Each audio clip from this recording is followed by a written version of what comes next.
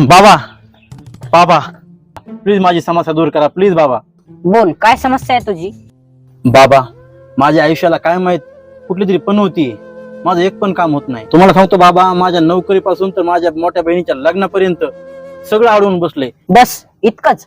याचा उपाय आहे. कोणाच्याही घरासमोरची एक मुठभर माती घेऊन ये. मी त्या मातीवर मंत्र मारेल. मग ती माती ज्याच्या घरासमोरची असेल त्याला तुझी सगळी पनोती जाईल आणि त्याचं चांगलं नशीब तुझ्याकडे येईल. जा आता, वेळ वाया घालू नको. लवकर माती घेऊन ये. हो बाबा.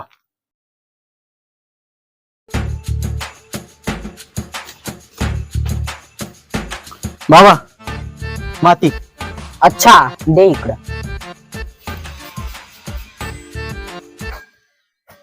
बालका, झालं तुझं काम.